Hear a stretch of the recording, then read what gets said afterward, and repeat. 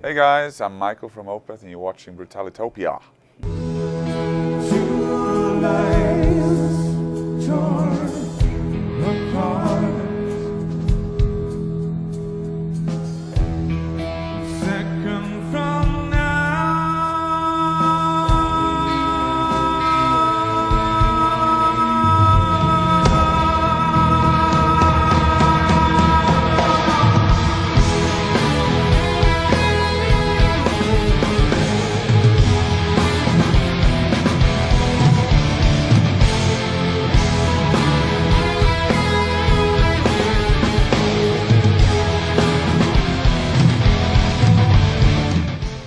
Hey everybody, this is Mick again from Brutalitopia. I am, of course, here in Chicago, the Vic Theater, sitting next to the Mikael Akerfeldt from Opeth.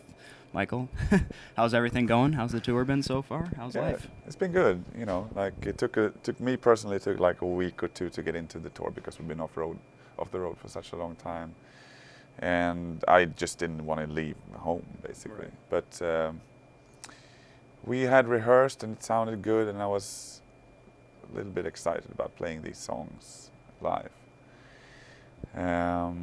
So I mean, now I'm into it, and everything's going pretty good. Yeah. Kind of the interesting thing about this tour is that a lot of the song, well, pretty much all the songs you're playing are relatively more cleaner than what people have come to expect from Opeth and everything.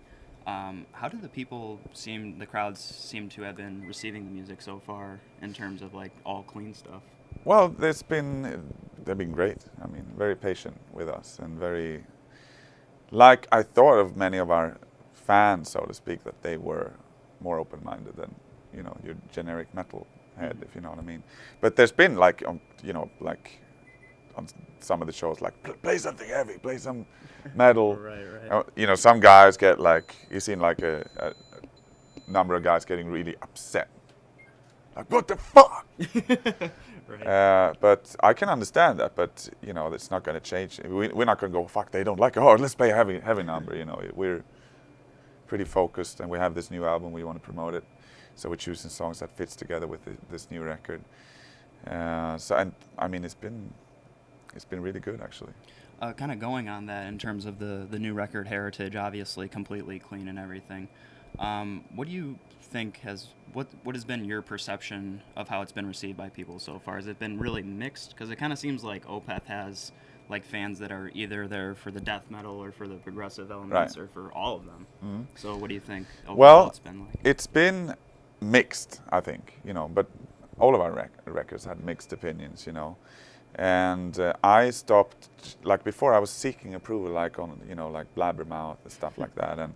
And obviously there's a lot of hate, Obviously. And I mean, now I kind of stopped. I stopped checking, and in a way I stopped caring what people think, This is what we want to do. It's always been the case. We always do the records that we want to hear at the time. And to be honest, like the people who actually come to the shows, the people that we meet, they all love it, The haters, they don't come see us anyway, So they no, it doesn't really matter to me, And even if even if everybody hated the shows, everybody hated the record, I still like it, And I'm not afraid of anything anymore. Shouldn't be.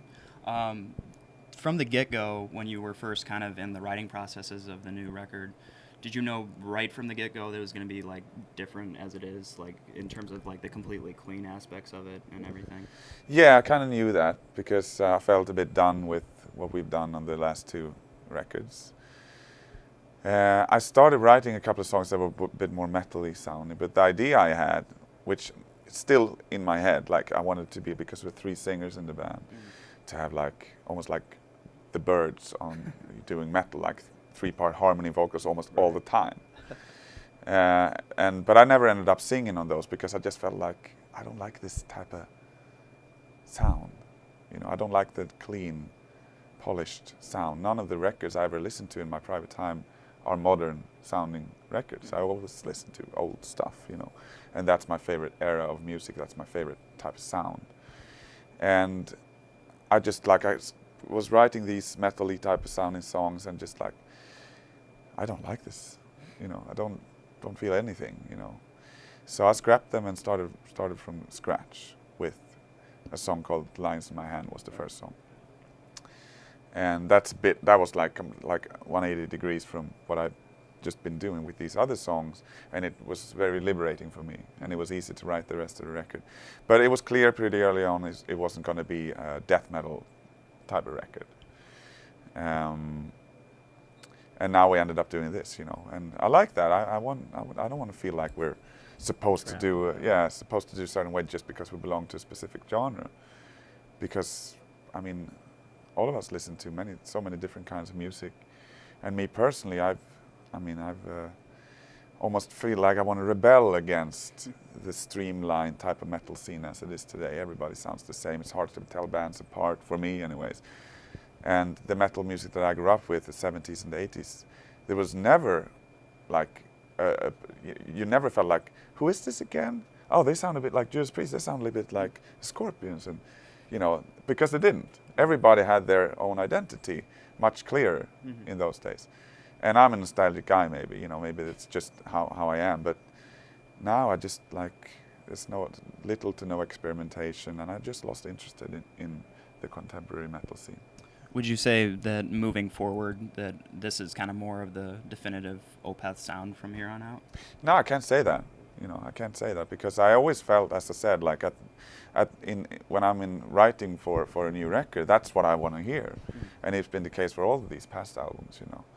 And I also like change every now and then, but you can't force it. If you do, it's good. You end up, it's going to be shit, you know. Right. So once those changes come naturally, it feels like you're onto something, if you know what I mean. I guess that's how it is. Kind of an interesting thing I thought, like with Heritage being so clean and the set list for this tour being so clean and everything, are there particular songs or maybe like certain albums that you miss playing the old, like much heavier stuff from every now and then? No, we play those songs. We revolved many of the heavier songs in our discography for the last 20 tours, you know. Yeah, and we play that stuff to death, and we only done one clean tour before, and that was the Damnation tour.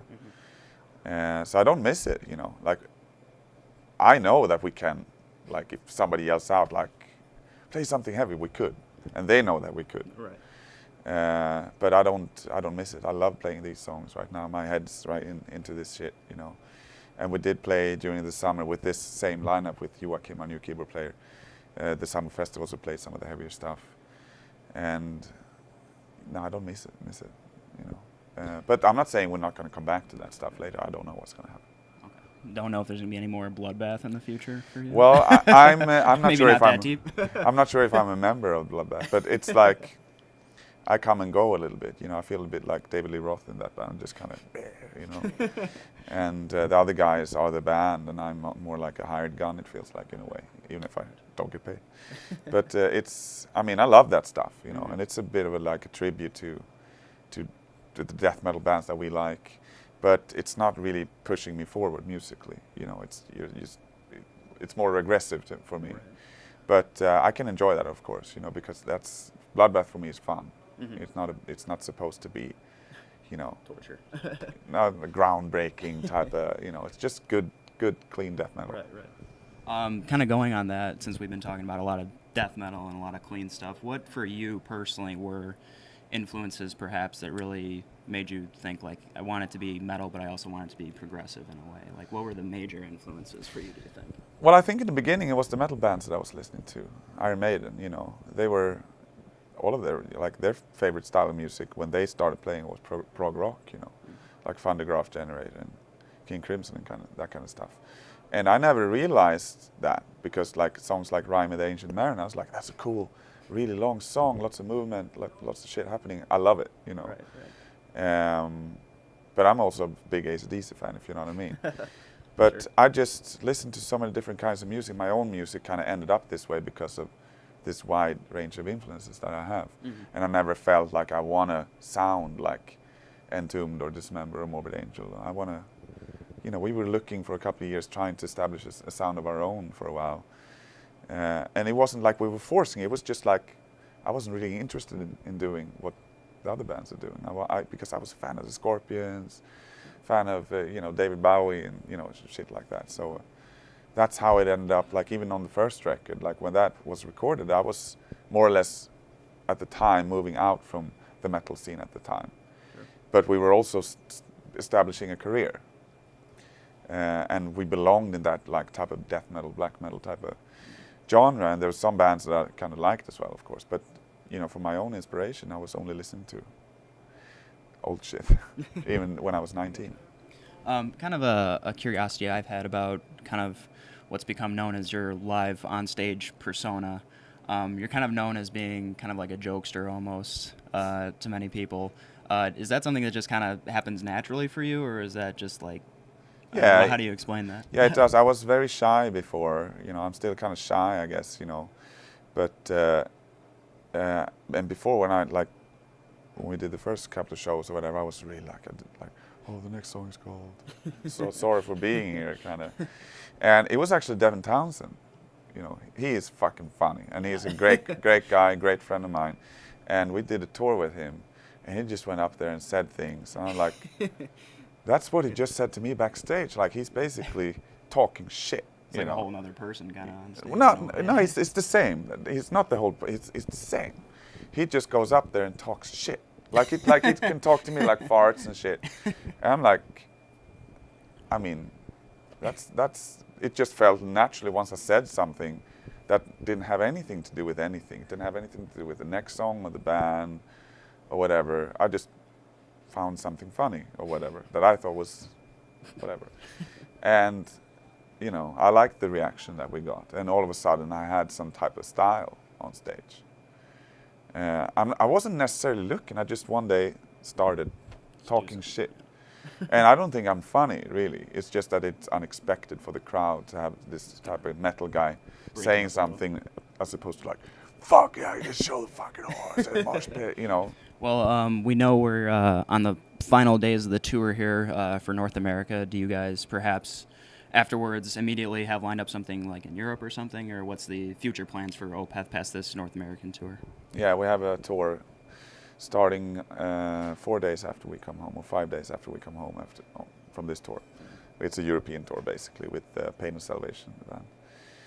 I'm not sure how long it is, but yeah, we're doing it like I don't want to have too long breaks in between tours, even if I have my family. I'm one of those guys, like, because I change, as I said, it was hard for me to get into the tour, but once I am into it, I just want to work, do as much as possible until I fucking pass out, if you know what I mean. So we have, and we go into Australia after the Europe tour. So we're coming home on the 22nd of December, and then it's Christmas time and all that stuff back home, and we have January off, and then we go out again. Okay. Very cool. Well, before we let you go here, I know the concert's getting pretty close to starting here. Our eating is coming close. Yeah, there you go.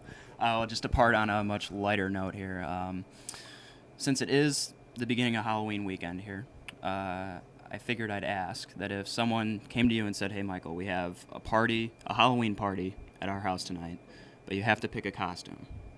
What Halloween costume would Mikael Akerfeldt pick? Well, we don't celebrate Halloween as much in Sweden. And I don't like to get dressed, but I did once.